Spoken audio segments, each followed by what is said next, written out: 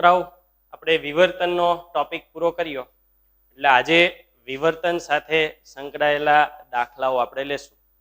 વિવર્તન સાથે સંકળાયેલા દાખલાઓમાં મોટા ભાગના પ્રશ્નો છે એ થિયરી બેઝડ છે, જે આપણા કન્સેપ્ટને પણ સારી રીતે ક્લિયર કરાવે. એટલે એ જે પ્રશ્નો છે એ સૌથી વધારે આપણને નીટ અને JEE કોમ્પિટિટિવ એક્ઝામ માટે વધારે કામ લાગે એવા છે. પહેલો પ્રશ્ન, ઉદાહરણ 4. ઉદાહરણ 4માં આપણને જુદા જુદા 4 થી 6 સ્ટેટમેન્ટ આપેલા છે. એ સ્ટેટમેન્ટનું આપણે એનાલિસિસ કરવાનું છે. પેલું સ્ટેટમેન્ટ છે, સ્લિટ ધરાવતા સમતલથી યંગના વ્યતિકરણ પ્રયોગમાં સમતલથી પડદાને દૂર ખસેડવામાં આવે શું થશે? પડદાને દૂર ખસેડવામાં આવે એટલે capital D is equal to પડદાનું અંતર થશે. તો કેપિટલ D પડદાનું અંતર થાય.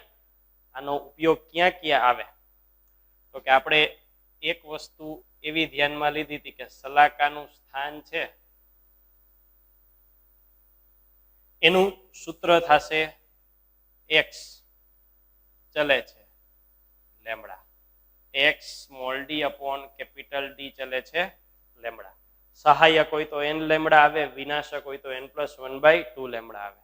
તો જો x ની વાત કરીએ તો અહીંયા આપણે કેપિટલ D ને બદલવાનું છે. તો કેપિટલ D સામે વહી જાય, x ચલે છે કેપિટલ D. આ શું દર્શાવે? તો કે પેલો જવાબ આપણને મળ્યો કે કેપિટલ D ને દૂર ખસેડવું. દૂર ખસેડવું એટલે વધારવું. જો દૂર ખસેડીએ, વધારીએ તો x છે એ પણ વધે. એટલે ધારો કે પ્રથમ પ્રકાશિત સલાકા 5 સેન્ટીમીટરે મળતી હોય ને, તો હવે 5 સેન્ટીમીટર કરતા વધારે અંતરે મળે, 6 મળે, 7 મળે. એની ઉપર આધાર રાખે કે આપણે D કેટલા વધારીએ. બીજું તો કે સલાકાના સ્થાન પછી આપણે સલાકાની પહોળાઈ. તો સલાકાની પહોળાઈ ઈ પણ આના ઉપર જ આધારિત સૂત્ર હતું. સલાકાની પહોળાઈ beta is equal to lambda capital D upon small d. તો એમાંથી પણ મુદ્દા લઈએ બીટા અને કેપિટલ D. તો એવું દર્શાવે કે બીટા ચલે છે કેપિટલ D. એ સલાકાની પહોળાઈ અથવા એમની વચ્ચેના ક્રમિક અંતરમાં વધારો થાય છે. પછીનો મુદ્દો આવે તીવ્રતા. તો આપણે એવું દર્શાવ્યું છે કે તીવ્રતા છે એ કોઈ પણ વિભાગ માટે વ્યતિકરણનો કેસ હોય તો અચળ રહે છે. તીવ્રતા છે એ બદલાતી નથી. તો આ મુજબ આપણે બે સ્લિટથી પડદા વચ્ચેનું સમતલ વચ્ચેનું અંતર વધારીએ તો આવો કંઈક ફેરફાર જોવા મળે છે. નેક્સ્ટ બીજા ક્વેશ્ચન ઉપર જઈએ. બીજા ક્વેશ્ચન છે, આપેલ પ્રકાશ ઉદ્ગમને બદલે બીજો નાની તરંગ લંબાઈ ધરાવતો પદાર્થ આપણે ઉપયોગમાં લેવાનો છે. નાની તરંગ લંબાઈ. તો શું થાય? જે ગણતરી ઉદાહરણ 1માં કરી, આના પેલા કેસમાં કરી, એ જ બાબત આપણે અહીંયા ધ્યાનમાં લેવાની થાય અને એમાં કેપિટલ D ને બદલે લેમ્બડા ઉપયોગમાં લેવાનો થશે. એટલે એ જ વસ્તુ અહીંયા લખું તો આપણે એવું લખી શકીએ કે સલાકાનું સ્થાન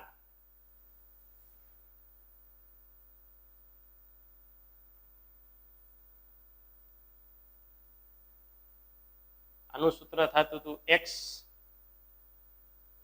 ચલે છે lambda capital D upon small d. બીજું હતું સલાકાની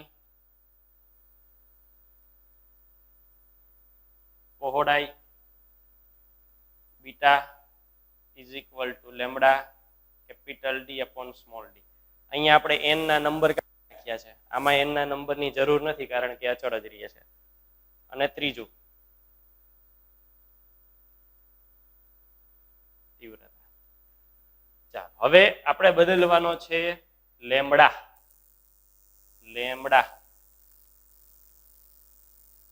તરંગ લંબાઈ નાની અર્થાત લેમડાને જો ઘટાડવામાં આવે તો શું થાય?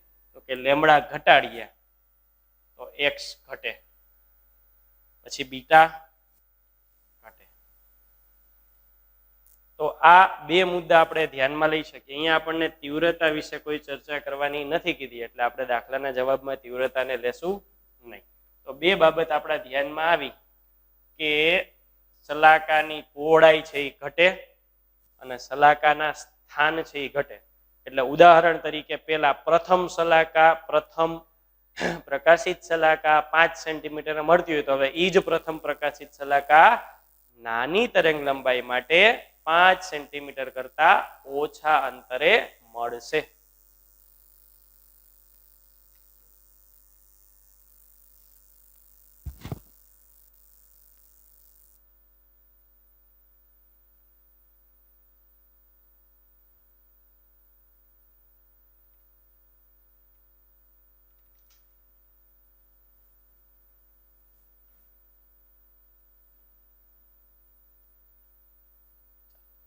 ક્વેશ્ચન નંબર 3 એમાં બે સ્લીટ વચ્ચેનું અંતર વધારવું. બે સ્લીટ વચ્ચેનું અંતર વધારવામાં આવે. વ્યતિકરણ કેસમાં બે સ્લીટ વચ્ચેનું અંતર છે એ સ્મોલ ડી છે અને એને વધારવાનું કીધું છે. બે સ્લીટ વચ્ચેનું અંતર સ્મોલ ડી વધારવામાં આવે તો શું થાય? તો કે સ્મોલ ડી વધારીએ તો પહેલા તો સ્મોલ ડી ની ડાયરેક્ટ અસર શું છે એ જોઈએ. કે સ્મોલ ડી માટે ફરી પાછા ઓલા બંને મુદ્દા આપણે લઈએ તો શું થાય? કે બંને મુદ્દા આવું કંઈક દર્શાવે છે. સલાકાની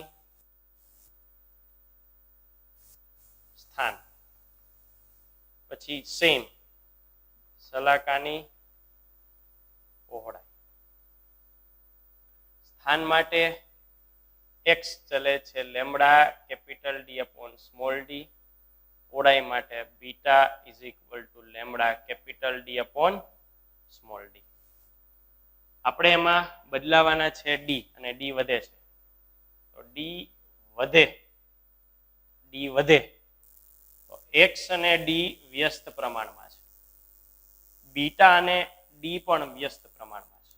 તો એના પરથી આપણે લખી શકીએ કે જો ડી વધે છે એક્સ એટલે કે સલાકાનું મધ્યસ્થ અધિકતમથી સ્થાન છે એ ઘટે છે, સલાકાની પહોળાઈ પણ ઘટે છે. ટેક્સ્ટબુકના જવાબમાં એક ત્રીજો મુદ્દો લખ્યો છે કોણીય અંતર. તો વ્યતિકરણમાં આપણે કોણીય અંતર નથી મેળવ્યું પણ વિવર્તનમાં મેળવ્યું છે. અને એ જ સૂત્ર પ્રમાણે આપણે જો કોણીય અંતરની વાત કરીએ તો કોણીય અંતર માટેનો આપણે જવાબ આવો લખી શકીએ. કોણીય અંતર થીટા લેમડા, વિવર્તન હોય તો સ્મોલ ડી, વિવર્તન હોય તો સ્મોલ એ. આપણે અહીંયા શું વ્યતિકરણ છે તો વ્યતિકરણમાં આપણે આ જે અંતર છે એને દર્શાવતા હતા સ્મોલ ડી વડે. તો એ બંને માટે થીટા ચલે છે સ્મોલ ડી એટલે થીટા છે એ. જો સ્મોલ ડી વધે છે તો થીટા પણ ઘટે છે. એટલે કે એક્સ ઘટે, બીટા ઘટે અને થીટા પણ ઘટે. આના માટેનો હજુ એક મુદ્દો આપણે નેક્સ્ટ ક્વેશ્ચન છે એમાં વધારે ડિટેલમાં સમજીશું. નેક્સ્ટ ક્વેશ્ચન તો કે નેક્સ્ટ ક્વેશ્ચન તરીકે આપણે લઈએ ક્વેશ્ચન નંબર 4. ક્વેશ્ચન નંબર 4 માં શું કીધું છે? ચોથા ક્વેશ્ચનમાં આપણે કીધું છે બે સ્લીટ ધરાવતા સમતલની નજીક ઉદ્ગમ સ્લીટને ખસેડવામાં આવે તો શું થાય? યંગના પ્રયોગના દરેક ભાગને આપણે નાના કટકા કરતા જઈએ. નાના કટકા કરું તો એમાં પેલો વિભાગ છે હું આ રીતે લખું. જો ધ્યાનથી જુઓ ને તો યંગના પ્રયોગમાં આવું થયું હતું.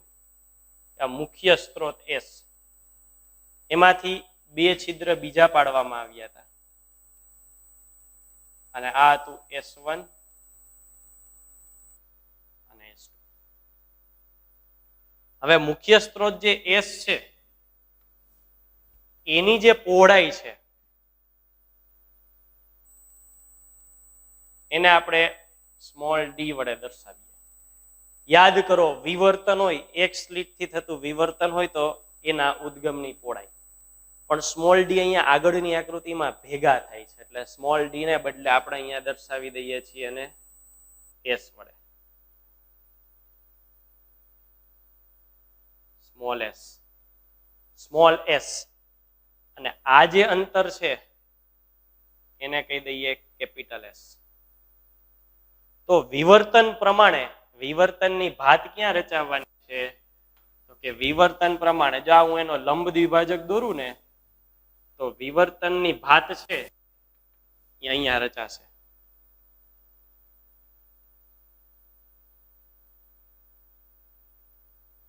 અમે માત્ર આટલો જ પાઠ દોર્યો. હવે એટલા ભાગને હું છૂટો પાડું તો આ સ્મોલ એસ, આ કેપિટલ એસ, એમની વચ્ચેનું કોણીય અંતર થીટા. તો થીટા ઇઝ ઇક્વલ ટુ ચાપના છેદમાં ત્રિજ્યા. ચાપ તરીકે શું આવે? સ્મોલ એસ આવે. ત્રિજ્યા તરીકે શું આવે? Capital S. સ્મોલ એસ ના છેદમાં કેપિટલ એસ.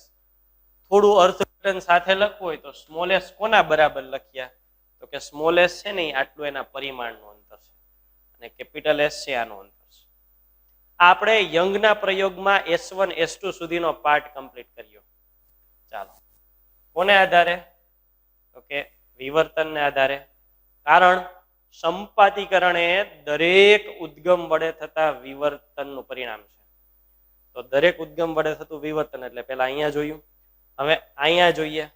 તો કે વિવર્તન માટે શું છે? તો કે વિવર્તન માટે theta is equal to lambda upon small d.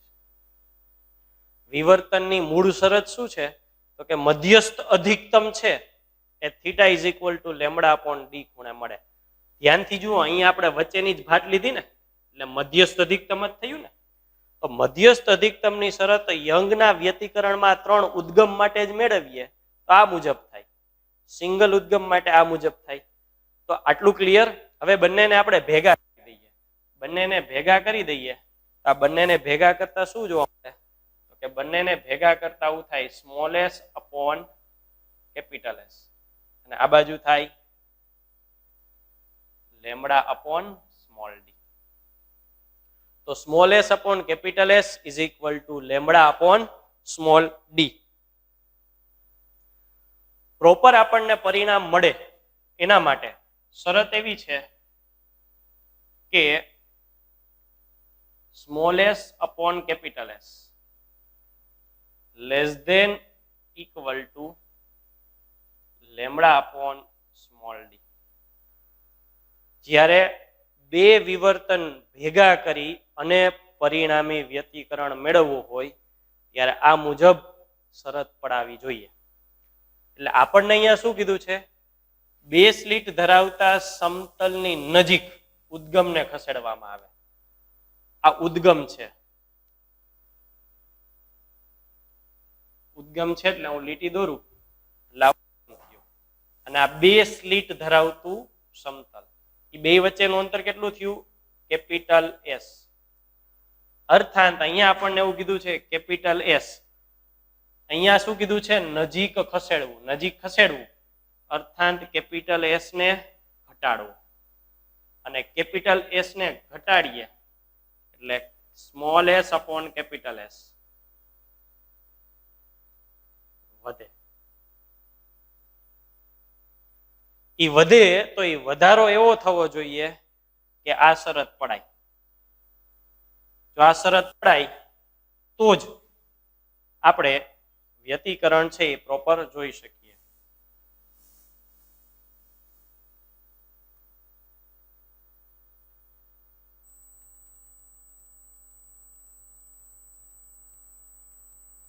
તો જ આ વ્યતિકરણ જોઈ શકાય. જો આ વધીને એવા થઈ ગયા કે નાનાની બદલે મોટા થઈ જાય, નાનાની બદલે મોટા થઈ જાય તો વ્યતિકરણ જોઈ શકાશે નહીં. એટલે નજીક ખસેડવાની છૂટ, પણ એટલા નજીક ન ખસેડવા, એટલા નીચા ન ખસેડવા કે આ શરત ન પાડે. આ શરત ન પાડે એટલે કે આ મોટો થઈ જશે ગુણોત્તર, તો વ્યતિકરણ સલાતા પ્રોપર જોઈ શકાશે નહીં. એટલે આ જે પ્રાયોગિક રીતે પ્રોપર સલાકા જોવા માટેની શરત છે, આ શરત આપણને વારંવાર કામમાં લાગશે. એના પછીના નેક્સ્ટ ટોપિકની વાત કરીએ તો ક્વેશ્ચન નંબર 5. ઉદ્ગમ સ્લિટ એટલે એસ એની પહોળાઈ વધારવામાં આવે. ઉદ્ગમ સ્લિટ એટલે કઈ? તો કે હમણાં આપણે આકૃતિ દોરી હતી ને એમાં ઉદ્ગમ સ્લિટ આ થાય. એની પહોળાઈ વધારવાની છે. એની પહોળાઈ ઉદ્ગમ સ્લિટની પહોળાઈ આપણે શું કીધી? તો કે ઉદ્ગમ સ્લિટની પહોળાઈ એ જ આકૃતિ ફરી પાછી જોશો ને તો એસ કીધી. વધારવાની વાત કરી છે. એસ ને વધારવાના છે. તો શરત શું છે? Small S upon capital S less than equal to lambda d. આ શરત છે. હવે એસ વધારવામાં આવે, સ્મોલ એસ વધારે, એનો અર્થ small S upon capital S એ વધશે. એ વધીને જો થયું કે small S upon greater equal lambda upon small D થઈ જાય. જો આ ગુણોત્તર વધી ગયો લેમડા અપોન ડી તો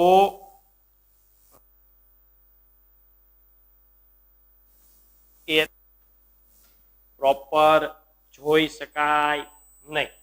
ફરજિયાત ઈ માપક્રમ તમારે બદલાવવો એટલી બદલાવાની છૂટ, પણ આ શરત પડાય ને ત્યાં સુધી. શરત તૂટી એટલે લેસ ધેન ની બદલે જો ઈ ગ્રેટર ઇક્વલ થઈ ગયું તો ત્યાંથી આપણને વ્યતિકરણ દેખાવાનું બંધ થઈ જશે.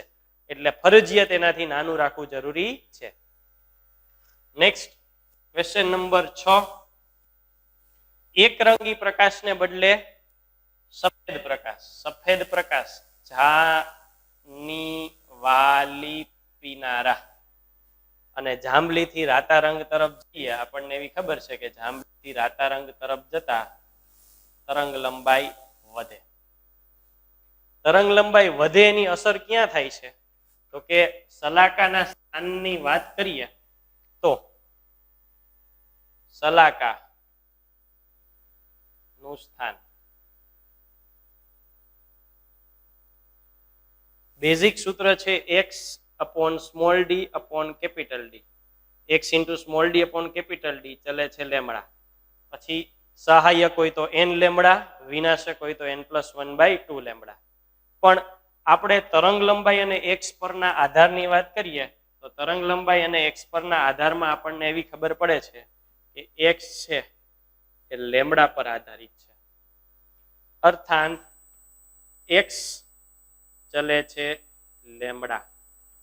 આ એવું દર્શાવે છે કે તરંગ લંબાઈ બદલતી જશે ને એમ બધી શલાકાના સ્થાન બદલશે.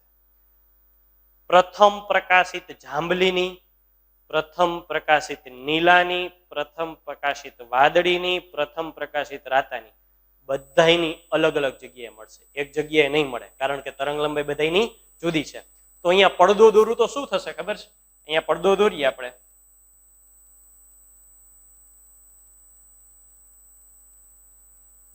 પડદો છે. હવે મધ્યસ્થ અધિકતમનું સ્થાન તો નિશ્ચિત હોય, કારણ કે n લેમડામાં n 0 છે. એટલે મધ્યસ્થ અધિકતમ પૂરતો લેમડા પર આધાર નથી. એટલે મધ્યસ્થ અધિકતમમાં શું થશે? તો કે મધ્યસ્થ અધિકતમમાં દરેક રંગ છે એ મધ્યસ્થ જ આવશે. દરેક રંગ મધ્યસ્થ આવશે એટલે આ જે મધ્યસ્થ શલાકા છે એ કેવી થઈ જશે? સફેદ રંગની થશે. મધ્યસ્થ શલાકા 7 રંગો ત્યાં ભેગા થશે, એક જ જગ્યાએ ભેગા થશે. એટલે 7 રંગોનું મિશ્રણ છે એ સફેદ થઈ જશે. પણ હવે તો કે હવે આ મુજબ ચાલો, તરંગ લંબાઈ સૌથી નાની કોની? જાંબલી રંગની. સૌથી મોટી કોની? રાતા રંગની. જાંબલી રંગની નાની તો જાંબલી રંગનું x ઓછું. અર્થાત થશે એવું કે જાંબલી રંગનું પ્રથમ પ્રકાશિત અહીંયા મળે તો સૌથી દૂર કોનું હશે? રાતા રંગનું. એટલે જાની વાલી પીનારા અહીંયા રાતા રંગનું.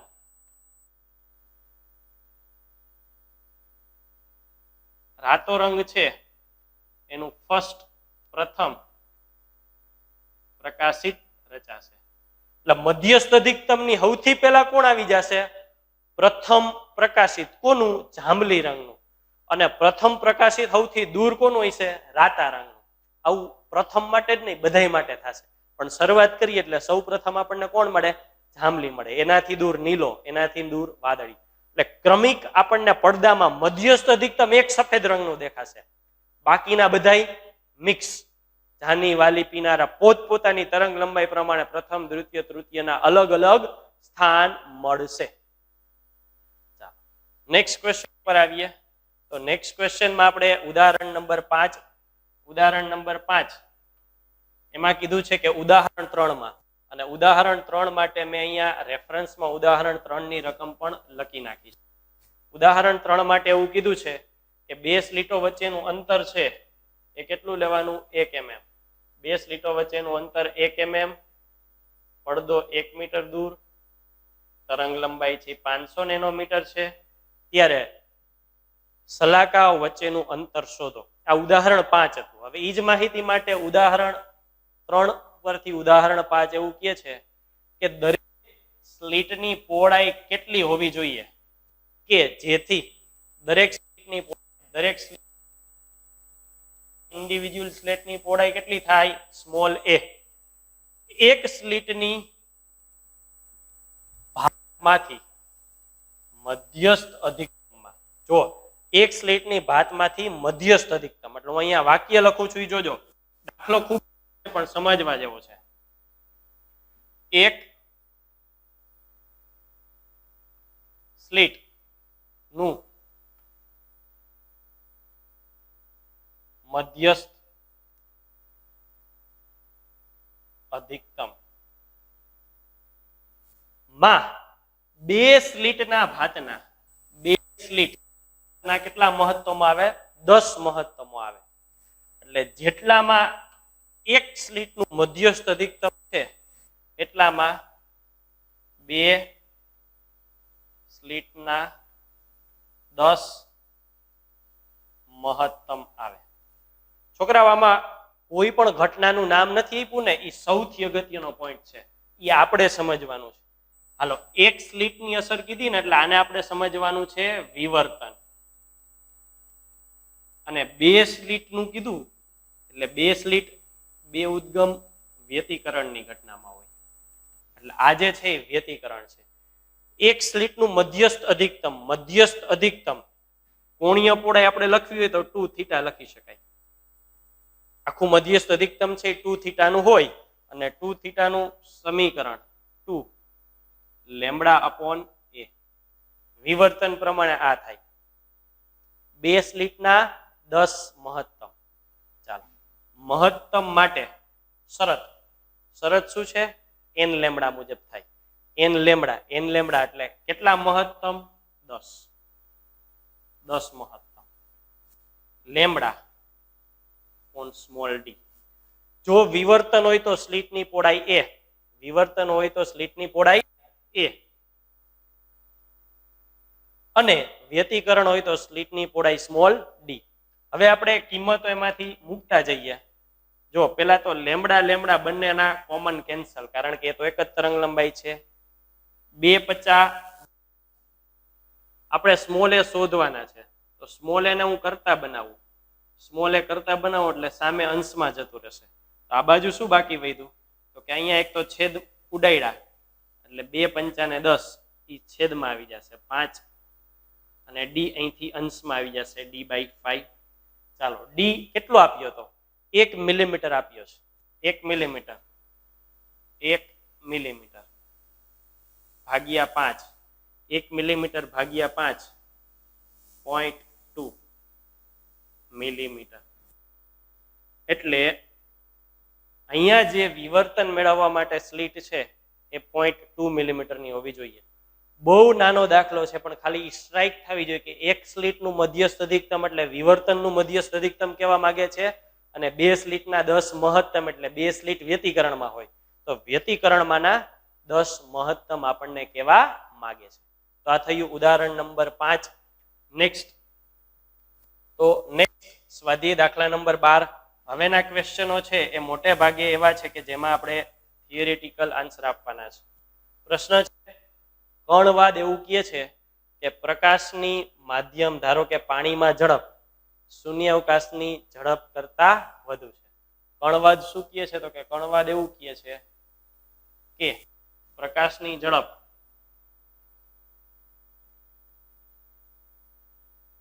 કણવાદ એવું કહે છે પ્રકાશની માધ્યમમાં ઝડપ v શૂન્યાવકાશમાં પ્રકાશની ઝડપ c કરતા વધારે હોવાનું અનુમાન કરે છે.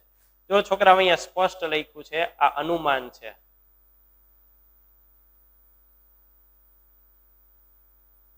આગળ તે સમજાવો. શું પ્રાયોગિક રીતે પાણીમાં મપાયેલા પ્રકાશની ઝડપ આ અનુમાનની પુષ્ટિ કરે છે? એટલે આપણે એ કહેવાનું છે કે આ પુષ્ટિ થશે કે નહીં, અને જો ના થાય તો પ્રકાશ માટે બીજું કયું માનસ ચિત્ર એટલે બીજો કયો કન્સેપ્ટ, બીજી કઈ થિયરી એ પ્રયોગ સાથે સુસંગતતા ધરાવે છે. પહેલા પ્રશ્નની વાત કરીએ કે અહીંયા બે માધ્યમોની સપાટી છે. બે માધ્યમોને અલગ પાડતી સપાટીમાં આપણે અહીંયા લંબ દોરીએ. પ્રકાશનું કિરણ આપાત થાય છે. પ્રકાશનું કિરણ આપાત થયું, આ રીતે પ્રકાશનું કિરણ આપાત થયું. આપાત થાય એટલે પ્રકાશના કિરણોને આપણે બે ભાગમાં વહેંચી શકીએ. વેક્ટર પ્રમાણે, સદિશ પ્રમાણે બે ઘટક થાય. આ છે ઈ સમક્ષિતિજ ઘટક,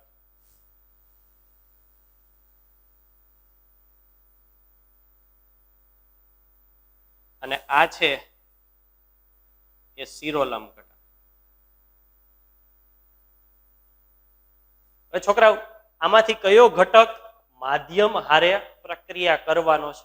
સમક્ષિતિજ ઘટક તો આ દિશામાં ચાલ્યો જાય છે, એ ક્યાંય માધ્યમ હારે અથડાવાનો નથી.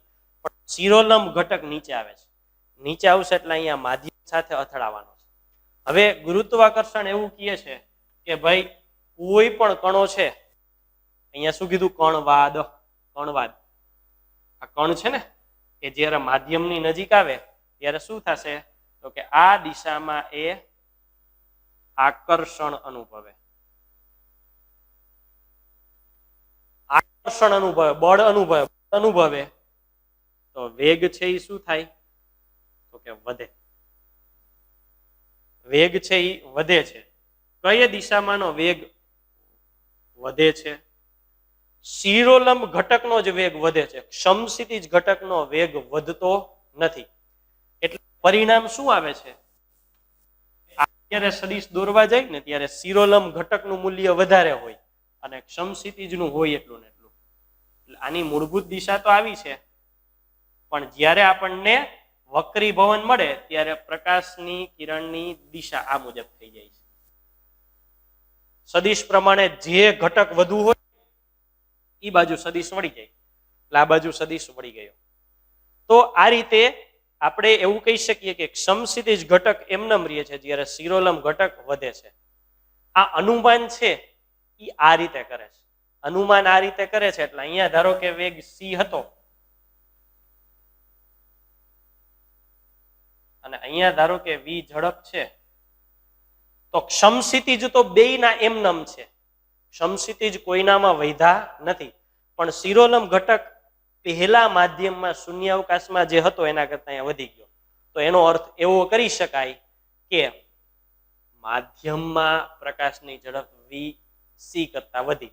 આ અનુમાન જે કર્યું એ અનુમાન કરવાનું કારણ છે, સત્ય છે એવી વાત નથી. અનુમાન કરવાનું કારણ આ છે. ચાલો તે સમજાવો. એટલે આમ સમજાયું આપણે.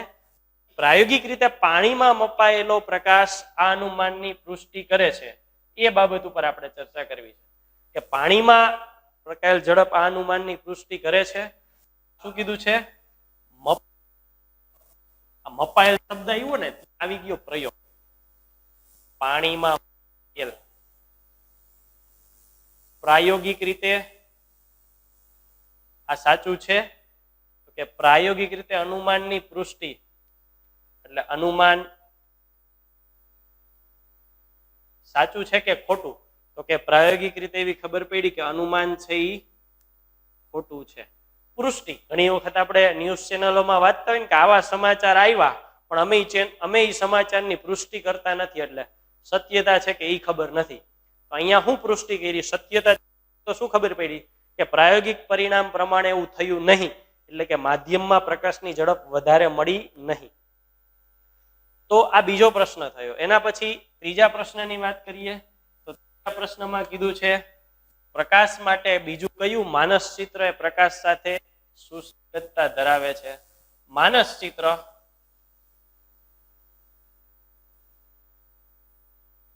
ચિત્ર એટલે કયો કન્સેપ્ટ છે એ લાગુ પાડી શકાય. તો કયો કન્સેપ્ટ લાગુ પાડી શકાય?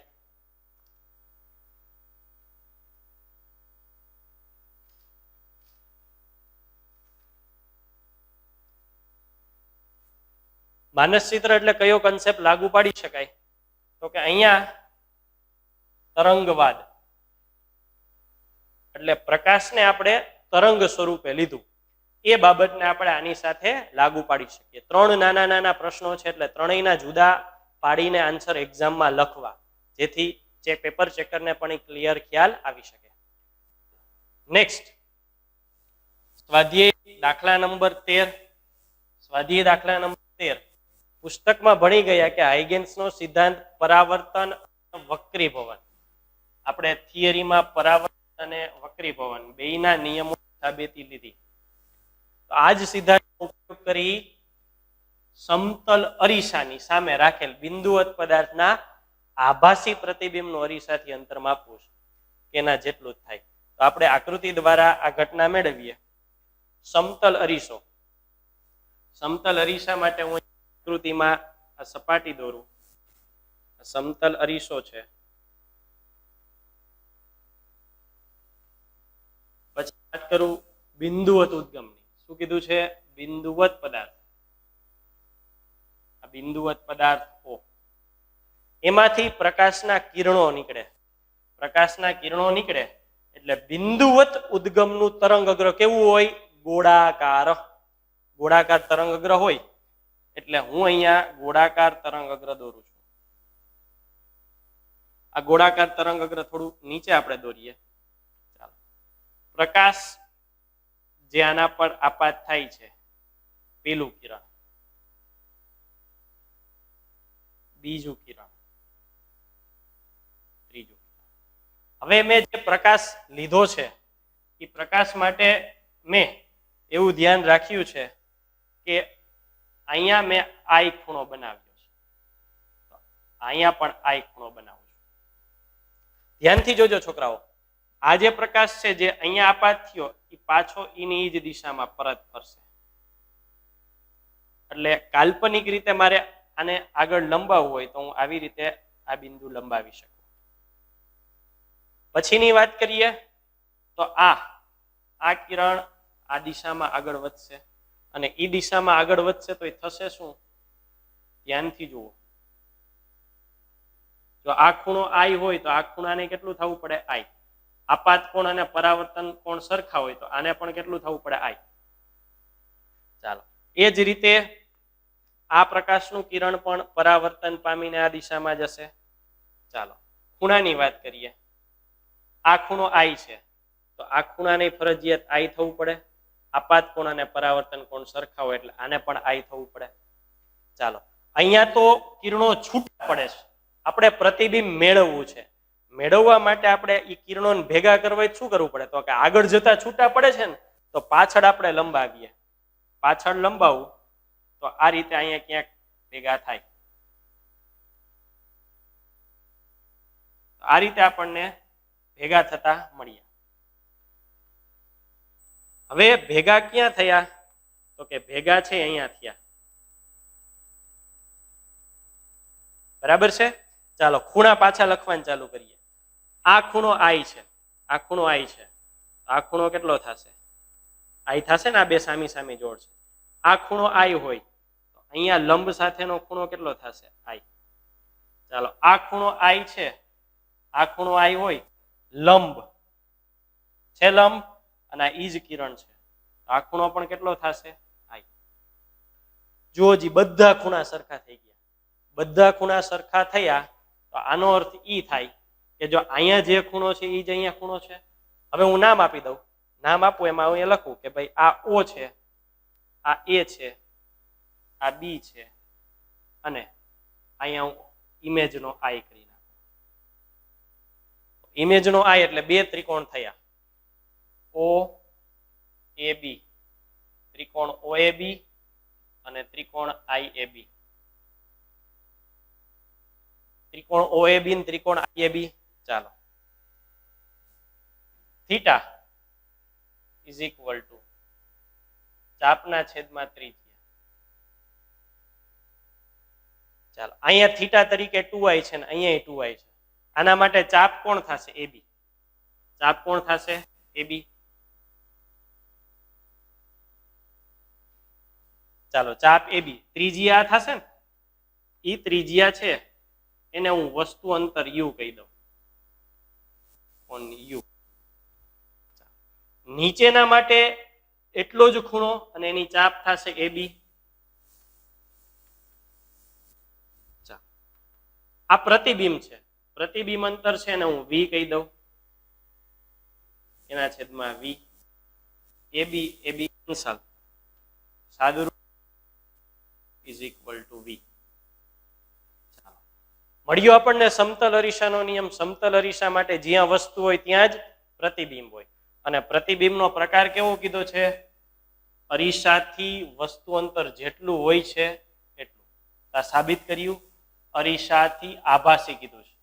તો અરીસાની પાછળ છે ને, એટલે અરીસા પાછળ છે એટલે પ્રતિબિંબનો પ્રકાર પણ કેવો થઈ ગયો? તો કે પ્રતિબિંબ છે એ અરીસાની પાછળ મળતું હોવાથી આભાસી પ્રતિબિંબ થશે. ચાલો, નેક્સ્ટ આપણને કીધું છે આપણે પ્રકાશના પ્રસરણની ઝડપ ને શક્ય અસર, ઝડપને કોણ કોણ અસર કરે એના પરિબળો આપ્યા છે. ઉદ્ગમનો પ્રકાર, પ્રસરણની દિશા, ઉદ્ગમ અને અવલોકનકારની ગતિ, તરંગ લંબાઈ અને તરંગની તીવ્રતા.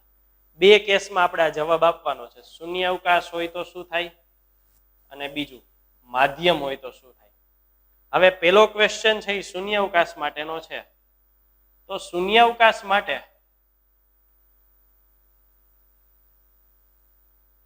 C3 ગુણ્યા 10⁸ મીટર પ્રતિ સેકન્ડ આ અચળાંક છે. અચળાંક છે, અર્થાંત બદલતો નથી. તો સીધો ને સટ જવાબ કે અહીંયા જે 5 પરિબળો આપ્યા છે 1 2 3 પછી 4 અને 5 એની કોઈ પણની અસર થતી નથી. એટલે આપણે અહીંયા જવાબ તરીકે લખી શકાય કે દરેક પરિબળ થી સ્વતંત્ર છે, કોઈ પણ એની અસર થતી નથી. નેક્સ્ટ બીજા મુદ્દા તરીકે આપણને કીધું છે બી. બીજા મુદ્દામાં આપણને લેવાનું કીધું છે માધ્યમ. માધ્યમ માટે પેલી બાબત ધ્યાનમાં લઈ લે, માધ્યમ છે એ શું બદલાવે? તો કે પ્રકાશ છે એના તરંગ સ્વરૂપની વાત કરીએ છીએ. અને તરંગ છે એટલે તરંગ સાથે બે બાબતો હોય. એક તરંગની તરંગ લંબાઈ લેમ્બડા હોય અને તરંગની આવૃત્તિ એફ અથવા વી, આવી બે સંજ્ઞા વપરાય છે. અને એના માટે આપણને એ પરિણામ ખબર છે કે માધ્યમ છે એ માત્ર તરંગ લંબાઈ બદલે, આવૃત્તિ છે એ હંમેશા અચળ રહે. માધ્યમ દ્વારા આવૃત્તિ બદલી શકાય નહીં. હવે આપણે આપણા જવાબ ઉપર આવીએ. પેલો પ્રશ્ન છે ઉદ્ગમના પ્રકાર ઉપર આધાર રાખે? તો કે ના, નો રાખે. કારણ કે ઉદ્ગમ છે એ આવૃત્તિ નક્કી કરે, તરંગ લંબાઈ નક્કી કરતું નથી. બીજું, પ્રસરણ દિશા ઉપર આધાર રાખે? તો કે ના, પ્રસરણ દિશાનો ક્યાંય ઉલ્લેખ નથી. પણ આપણે એવી શરત લખી શકીએ કે તો જ નો રાખે જો માધ્યમ સમ દિગ ધર્મી હોય તો. સમદિગ ધર્મી, સમ એટલે સમાન, દિગ એટલે દિશા, ધર્મ એટલે ગુણધર્મ. દરેક દિશામાં સરખા ગુણધર્મ હોય ને, એક સરખું માધ્યમ હોય ને તો જ. બાકી તો માધ્યમમાંય જુદા જુદા અસર આવતી હોય, માધ્યમમાંય જુદો જુદો પ્રકાર હોય તો બદલી શકે. ત્રીજું શું છે આપણને પૂછ્યું છે? તો કે ત્રીજું કીધું છે ઉદ્ગમ અને અવલોકનકારની ગતિ. ઉદ્ગમ અને અવલોકનકારની ગતિ ઉપર આધાર રાખે? તો કે ના, ઉદ્ગમ અને અવલોકનકારની ગતિ ઉપર આધાર ન રાખે. ચોથું છે તરંગ લંબાઈ પર આધાર રાખે. ચોથો પ્રશ્ન, અહીંનો જ જવાબ આપણે લેવાનો થશે. લંબાઈ પર આધાર રાખે? હા, રાખે. પાંચમો પ્રશ્ન, તરંગની તીવ્રતા તીવ્રતા પર આધાર રાખે? ના. તરંગ લંબાઈ એક જ બદલાય છે એટલે તરંગ લંબાઈ પર આધારિત પરિબળો બદલે, બાકીના એક પણ પરિબળો બદલશે નહીં. ચાલો નેક્સ્ટ, એના પછીના ક્વેશ્ચન ઉપર જઈએ. ધ્વનિ તરંગો માટે બે પરિસ્થિતિઓ. ધ્વનિ માટેની બે પરિસ્થિતિ કીધી છે એટલે હું પહેલા અહીંયા ટાઇટલ આપી દઉં, ધ્વનિ. અને બીજું આવું જ. હા મેડમ. હા, શનિવારે આવ્યા હતા બપોર પછી. તો હું અહીંયા લેક્ચર રેકોર્ડિંગ કરું, તાત્કાલિક કેવી રીતે ભેગો થાય? કોઈ આવ્યા છે દોંગા સાહેબ કે કોઈ? તો મળાવી દો ને બે માંથી એકને.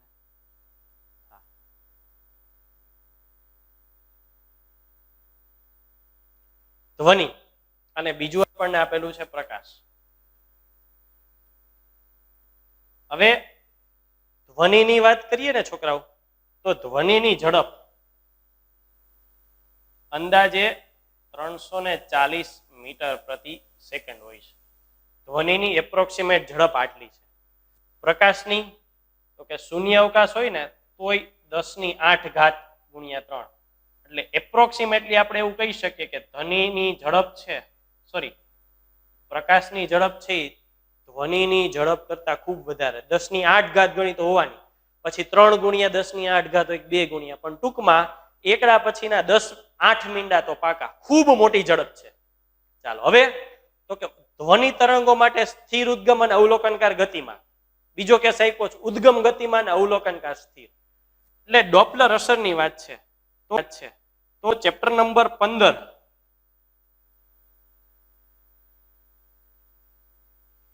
સ્ટાન્ડર્ડ 11 આમાં આપણે વહી જઈએ તો એમાં આપણે આના માટે સમીકરણો મેળવ્યા હતા. સ્થિર ઉદ્ગમ હોય અને અવલોકનકાર ગતિમાં હોય તો સમીકરણ તરીકે VL પેલા કેસ માટે અને બીજા કેસ માટે હું સીધું સૂત્ર લખું છું, તમારે જરૂર પડે તો જોઈ લેવાની છૂટ. VS છેદમાં V પ્લસ VS ઇન્ટુ પેલામાં ઉદ્ગમ સ્થિર છે એટલે V પ્લસ VL, અહીંયા VS છે એટલો ભાગ નહીં આવે. બીજામાં અવલોકનકાર સ્થિર છે, અવલોકનકાર સ્થિર હોય એટલે VS છેદમાં V ઇન્ટુ V અવલોકનકાર નિશાન સ્થિર છે એટલે ત્યાં V જ રહેશે અને અહીંયા થઈ જશે V plus or minus VS. બે સૂત્રમાં ફરક છે, બેમાં કિંમતો મૂકશો ને તો એ ફરક મોટો આવશે. ચાલો, એટલે શું કીધું છે કે એમાં આવૃત્તિના ફેરફારનું સૂત્ર જુદું છે. આ બે અલગ છે નથી ને, બંને જુદા છે, બંને જુદા છે. હવે શું છે તો કે પરંતુ શૂન્ય અવકાશમાં પ્રકાશના તરંગો માટે, પ્રકાશ માટે આવી જ બે સ્થિતિ હોય તો ટેક્સ્ટબુકની વાત કરીએ તો આપણને એવું કીધું છે કે ભાઈ ડોપલર અસર છે એમાં આપણે માત્ર આવું જ લેવાનું છે, delta V upon V is equal two minus V, ત્રિજ્યાવર્તી, ઇંગ્લિશમાં કહેવાય રેડિયલના છેદમાં C. તો એમાં કેમ અલગ અલગ કિસ્સા ન પાડ્યા કે ઉદ્ગમ આ રીતે ને અવલોકનકાર રીતે? પણ ઉદ્ગમ હોય કે અવલોકનકાર હોય, ઉદ્ગમ તરીકે શું હોઈ શકે, અવલોકનકાર તરીકે શું હોઈ શકે? ઉદ્ગમ તરીકેના સ્ત્રોત કે અવલોકનકાર તરીકેના સ્ત્રોત, ધારો કે હું જ અવલોકનકાર છું અને હું પ્રકાશની ઝડપ માપું છું, મારી ઝડપ 10⁸ મીટર સેકન્ડ ને તુલ્ય હોઈ શકે? હાવ સિમ્પલ વિચાર, હું ગાડીમાં જાઉં છું ને તો ધારો કે હું ગાડીમાં જાઉં છું ને તો મારી ઝડપ 150 કિલોમીટર પર અવર, હું મેક્સિમમ આવી ગયું 150 કિલોમીટર પર અવર.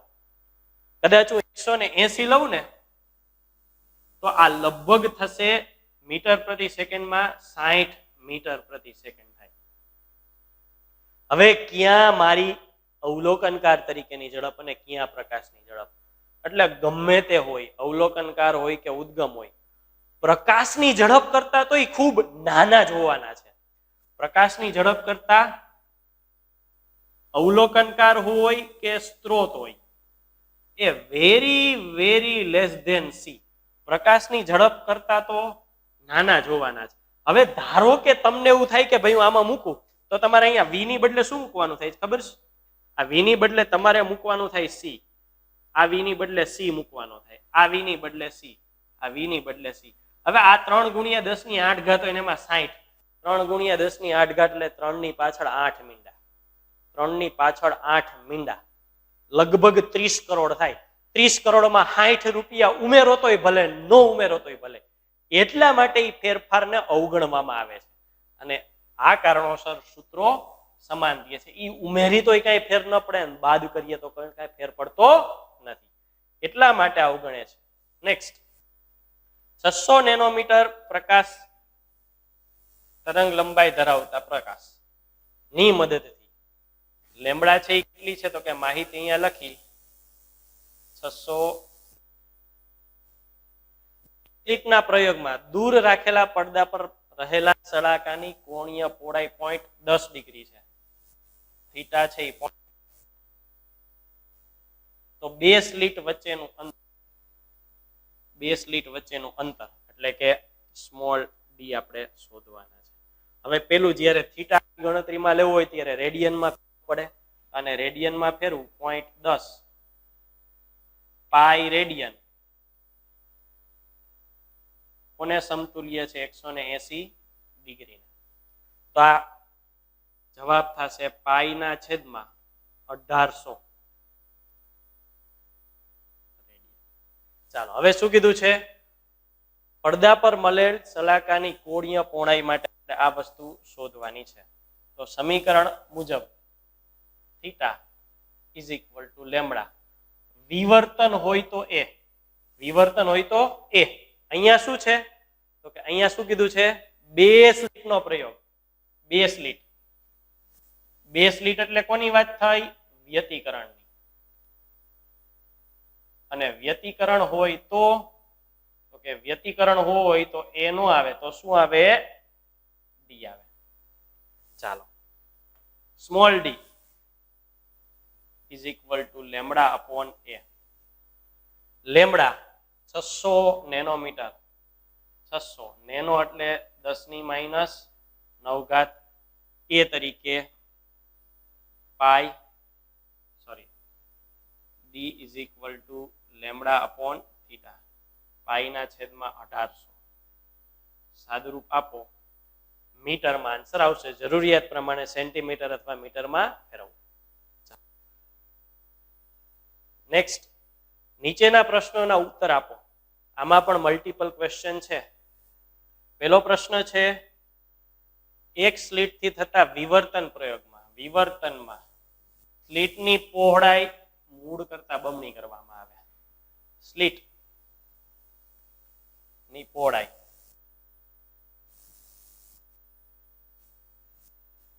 એ હતી એમાંથી બમણી એટલે 2a કરવામાં આવે તો મધ્યસ્થ વિવર્તન પટ્ટાની જાડાઈ અને તીવ્રતા આ બેયને શું અસર કરે? ચાલો, પહેલો પ્રશ્ન છે, મધ્યસ્થ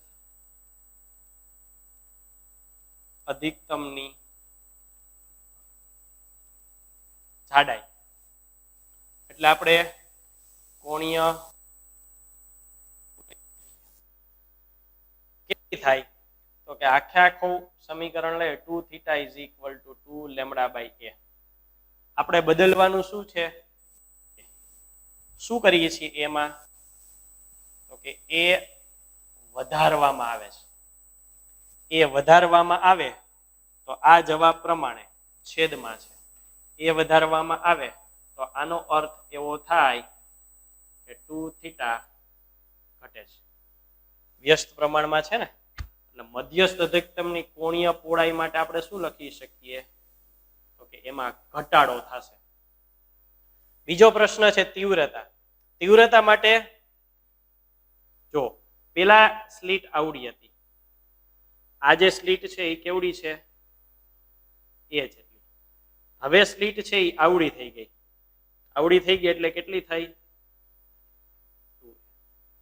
તો પ્રકાશ તો કે પેલા આમાંથી જે કિરણો આવતા હતા એના કરતા હવે આમાંથી વધારે પ્રકાશ બહાર આવી શકે.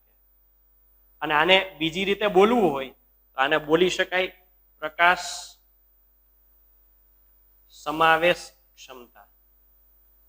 કેટલો પ્રકાશ અંદર આવવા દઈએ? ચેપ્ટર નંબર 9 માં આવી જાઓ એટલે પ્રકાશ સમાવેશ ક્ષમતા છે એ ક્ષેત્રફળના સમપ્રમાણમાં હોય. ક્ષેત્રફળના સમપ્રમાણમાં એટલે પાઈ આર સ્ક્વેર. ચાલો, ત્રિજ્યા કે વ્યાસ કેટલો કરવામાં આવે છે? બમણો કરવામાં આવે છે. તો પાઈ 2r સ્ક્વેર એટલે થશે 4 પાઈ આર સ્ક્વેર. આ એવું દર્શાવે છે કે તીવ્રતા છે એનું શું થશે? તો કે તીવ્ર એ 4 ગણી થશે, કારણ કે એટલો પ્રકાશ અંદર દાખલ થાય છે. નેક્સ્ટ ક્વેશ્ચન બીજો, બે સ્લીટના પ્રયોગમાં કેવી રીતે દરેક સ્લીટથી મળતું વિવર્તન એ વ્યતિકરણ ભાત સાથે સંબંધ દર્શાવે છે? ટેક્સ્ટ બુકની બેઠે બેઠી લીટી આપણા વિડીયો આપણે નીચે પટ્ટો કરીને લખ્યું તો એ જ જવાબ. ફરીથી હું લખી નાખું. શું હતું? તો કે S1 ની વિવર્તન ભાત, પછી એવી જ રીતે વ્યક્તિગત S2 એની વિવર્તન ભાત. આ બેયનું શું થવું જોઈએ? તો કે આ બેયનો સરવાળો. સરવાળાનો અર્થ મેં અહીંયા શું કર્યું કહેવાય? સંપાતીકરણ. બંને દ્વારા જે વિવર્તન ભાત ઉદ્ભવે છે એનું જો સંપાતીકરણ થાય તો એનું પરિણામ શું આવે છે? તો કે એનું પરિણામ આવે છે વ્યતિકરણ. નેક્સ્ટ સી, દૂરના ઉદ્ગમમાંથી આવતા પ્રકાશના પથમાં નાનું વર્તુળાકાર અડચણ મૂકીએ. ઉદાહરણ તરીકે હું અહીંયા દૂરનું ઉદ્ગમ લખું છું. આ દૂરનું ઉદ્ગમ છે S. હવે અહીંયા ક્યાંક પડદો રાખેલો છે.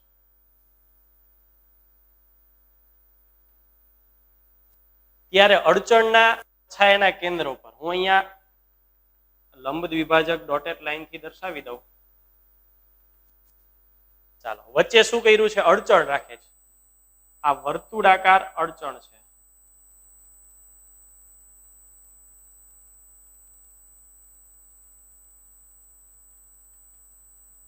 તો કેન્દ્ર ભાગ આગળ એક તેજસ્વી ટપકું જોવા મળે છે. આપણે સમજાવવાનું છે. ચાલો, આમાંથી નીકળતું પ્રકાશનું તરંગ અડચણ પાસે અથડાશે, આરપાર જઈ શકે નહીં. આ કિરણ પણ આરપાર ન જઈ શકે.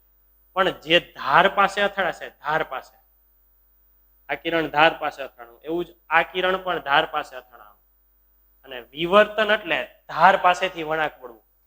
અંદરના કિરણો નહીં જઈ શકે, પણ ધાર પાસે જે કિરણો અથડાશે એ અહીંથી ભેગા થાય અને અહીંયા રચે મધ્યસ્થ. અને ઈ મધ્યસ્થ અધિકતમ છે એ અહીંયા નાનકડું તેજસ્વી ટપકા સ્વરૂપે આપણને દેખાશે. તો આ થયું કેન્દ્ર ભાગ આગળનું તેજસ્વી ટપકું. નેક્સ્ટ, 10 મીટર લાંબા બે રૂમમાં 10 મીટર લાંબા બે રૂમમાં બે વિદ્યાર્થીઓ 60 મીટરના વિભાગ પાડતી દિવાલથી અલગ કરેલ છે. જોજો ખાસ,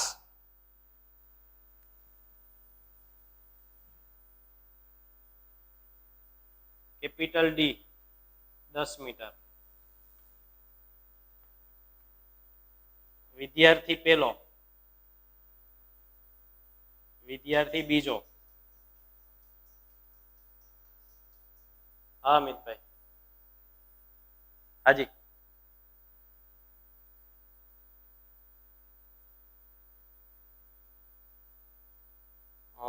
કલાકમાં મોકલું, કારણ કે બહાર છું હજી. ચેકનો નથી એક મારી પાસે, એટલે હમણાં જોઈ દઉં અને ઓફિસે જઈને લઈ લઉં. હા, 2 ઓફિસે પડ્યું છે અને હું ગામમાં નીકળ્યો છે, એટલે હમણાં કલાકમાં જવાનો છું. મોકલાવડાવી દઉં હમણાં. 100% કલાકમાં આવી જશે. હા હા, ઓકે.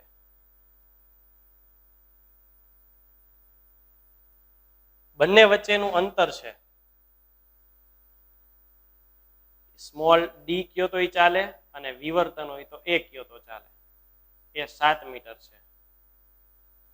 જો પ્રકાશ અને ધ્વનિ બંને તરંગોની અડચણની ધાર પાસેથી વળાંક વળી શકતા હોય, એક પ્રકાશનું કીધું અને એક ધ્વનિનું, તો વિદ્યાર્થીઓ એકબીજા સાથે વાતચીત કરી શકે પરંતુ જોઈ શકતા નથી. થિયરી વખતે જ મેં આ કીધું હતું, તમે રૂમમાં પુરાયેલા હોય ને તો બહાર તમારા મમ્મી પપ્પા સાથે તમે વાતચીત કરી શકો પણ જોઈ ન શકાય. સિમ્પલ આંકડાકીય ઉદાહરણથી આ ઘટના સમજીએ. આંકડાકીય ઉદાહરણથી ઘટના સમજવા માટે અહીંયા હું લઉં છું ધ્વનિ, પ્રકાશ. હમણાં મેં ચર્ચા કરીએ મુજબ ધ્વનિની ઝડપ, સાઉન્ડનો એસ લખી નાખું છું. કેટલી હોય છે? 340 મીટર પ્રતિ સેકન્ડ. એની આવૃત્તિ છે એ 20 હર્ટ્ઝ થી 20 કિલો હર્ટ્ઝ રેન્જમાં હોય છે. અને આ મુજબ એની તરંગ લંબાઈ લઈએ ને તો લગભગ 1 મીટરની આસપાસ એની તરંગ લંબાઈ મળે છે. પ્રકાશ માટે પ્રકાશની ઝડપ 3 × 10⁸ મીટર પ્રતિ સેકન્ડ. હવે આપણે જો દ્રશ્ય પ્રકાશની વાત કરીએ ને તો દ્રશ્ય પ્રકાશ માટે તરંગ લંબાઈ કેટલી છે? તો કે દ્રશ્ય પ્રકાશ માટે તરંગ લંબાઈ છે એ આપણે આવું કહીએ છીએ કે દ્રશ્ય પ્રકાશ માટે તરંગ લંબાઈ 4000 થી ક્યારેક 8000 લખીએ છીએ, ક્યારેક 7000 લખીએ છીએ.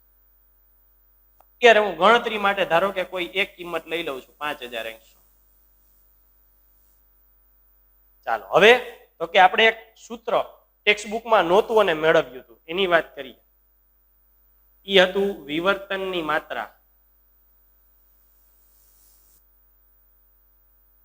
લેમડા બાય ડી લખ્યું હતું. ડી ની બદલે હું એ કરી નાખું છું, કારણ કે વ્યતિકરણ હોય તો સ્લિટની પહોળાઈ ડી અને વિવર્તન હોય તો એ. ચાલો, લેમડા કોનો મોટો છે?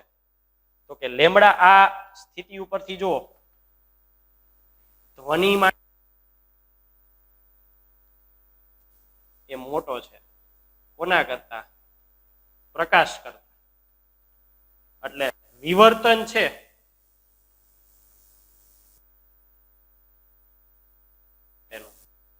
એ વધુ થશે. કોના કરતા? તો કે પ્રકાશ માટેના વિવર્તન કરતા વધુ થશે. ધ્વનિ છે એ ગમે ત્યાં વળાંક વળી જશે. બારણાની અને જમીનની વચ્ચે આટલી જગ્યા છે ને તો એમાં થોરો નીકળી જશે વળાંક વળી. પ્રકાશ એવો છે કે જાજો વળાંક વળી શકતો નથી, એટલે બારણું આડું આવશે તો હવે બહાર નહીં જઈ શકે, એટલે જોઈ નથી શકતા. પણ ધ્વનિ તો વળાંક વળીને નીકળી ગયો છે, એટલે ધ્વનિ છે એ સાંભળી શકે છે, વાતચીત કરી શકે છે. નેક્સ્ટ વધીએ, દાખલા નંબર 19. 500 નેનોમીટર તરંગ લંબાઈ ધરાવતું સમાંતર પ્રકાશકરણ એક સાંકડી સ્લીટ પર આપાત થાય છે, એક જ સ્લીટ પર આપાત થાય છે. પરિણામે વિવર્તન ભાગથી 1 મીટર દૂર રાખેલા પડદા પર જોવામાં આવે છે. પ્રકાશની તરંગ લંબાઈ આઈપી 500 નેનોમીટર, કેપિટલ ડી છે એ 1 મીટર. એવું જોડવા મળ્યું કે પ્રથમ ન્યૂનતમ પડદાના કેન્દ્રથી 2.5 મીટર અંતરે મળે છે. ન્યૂનતમ પ્રથમ એટલે x1 2.5 મિલીમીટર. તો સ્લીટની પહોળાઈ એ કેટલા થાય એ શોધવાના છે. ચાલો, ન્યૂનતમની શરત સાથે આપણે આ ગણતરી લઈએ. ન્યૂનતમ માટે વિવર્તન ના કેસમાં આપણે શરત લેવાની છે, કારણ એક સ્લીટ કીધી છે એટલે ન્યૂનતમ માટે શરત થાય x small d upon capital D is equal to n lambda. પ્રથમ ન્યૂનતમની વાત કરી છે તો એક્સ શોધવાના છે. એક્સ, ચાલો સ્મોલ ડી અથવા તો એ. અહીંયા ડી નું સ્થાન કોણ લઈ લેશે? તો કે ડી નું સ્થાન એ લઈ લેશે. એ એક્સ તરીકે આપણને કિંમત આપેલી છે 2.5 mm. 2.5 10⁻³ મીટરમાં એ શોધવાના છે. કેપિટલ ડી 1 મીટર, એન તરીકે 1, તરીકે 500 નેનોમીટર. 500 ગુણ્યા 10⁻⁹. ચાલો સાદુરૂપ આપી અને એ શોધવાના છે. જે કંઈ પણ જવાબ મળશે એ મીટરમાં મળે. નેક્સ્ટ સ્વાધ્યાય દાખલા નંબર 20. જ્યારે પ્રમાણમાં નીચી ઊંચાઈએ ઉડતું હવાઈ જહાજ માથા પર પસાર થાય, આપણા માથા પરથી હવાઈ જહાજ જાય ત્યારે ટીવી ના ચિત્રમાં ધ્રુજારી આવે છે, બ્લિંકિંગ આવી જાય ને, ચિત્ર હલે કાં તો પટ્ટા આવી જાય એકાદ સેકન્ડ પૂરતા. તો એ શા માટે થાય છે? તો કે આપણે આ ટીવીનું જે કનેક્શન છે એ D2H કનેક્શનની છત્રી દ્વારા આવતું હોય છે અને એના ઉપર આ રીતે પ્રકાશના તરંગો આવતા હોય છે. આ D2H ના છે. જ્યારે ઉપરથી પ્લેન પસાર થાય છે, આની ઉપરથી પ્લેન પસાર થાય ત્યારે શું થાય છે? તો પ્લેન પસાર થાય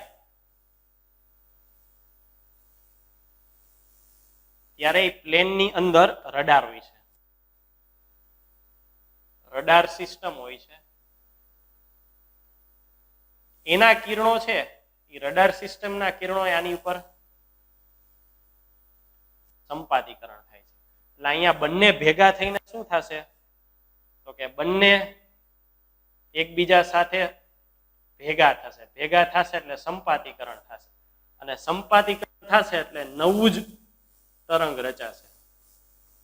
અને નવું તરંગ, મૂળભૂત જે ચેનલ હતી એને બદલે નવું જ તરંગ આપણા ટીવીમાં આવશે, જેને ટીવી ઓળખી શકે નહીં.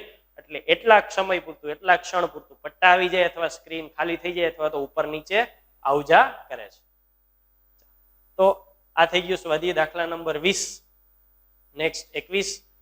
એક સ્લિટ વિવર્તન મેળવતી વખતે નોંધ્યું કે n λ/a ખૂણાઓ આગળ તીવ્રતા 0 થાય છે.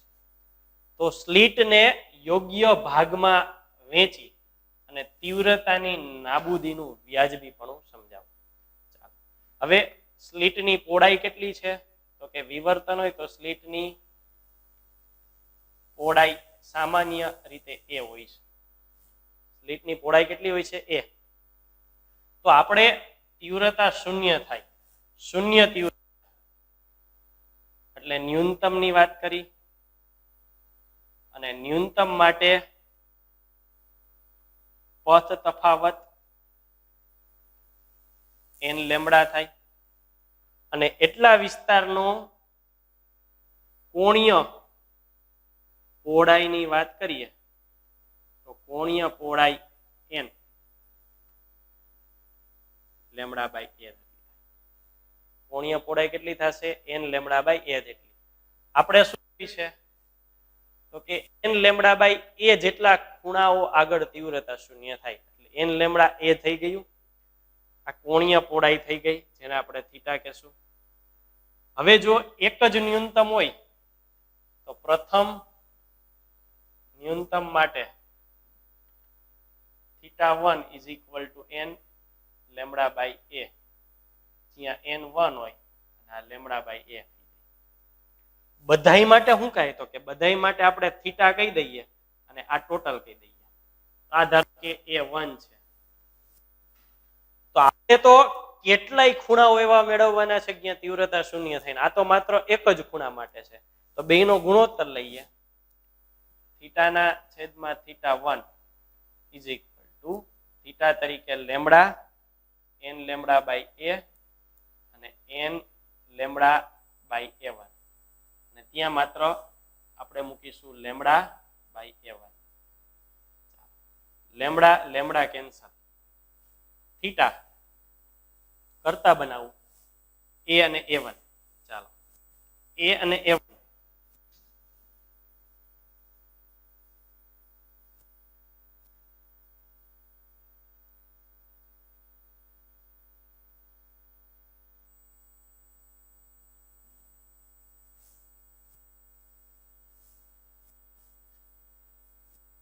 પ્રથમ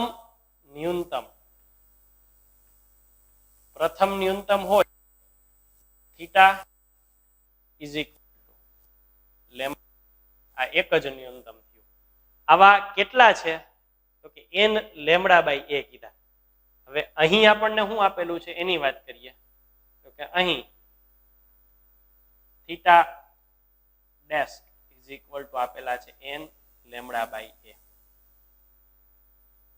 n લેમ્બડા બાય a છે, એકલું હોય તો લેમ્બડા બાય એવા n મેળવવાના છે.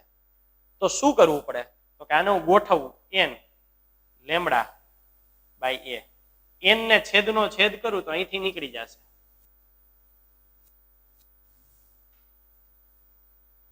લેમ્બડા એના છેદમાં છેદનો છેદ થઈ ગયો.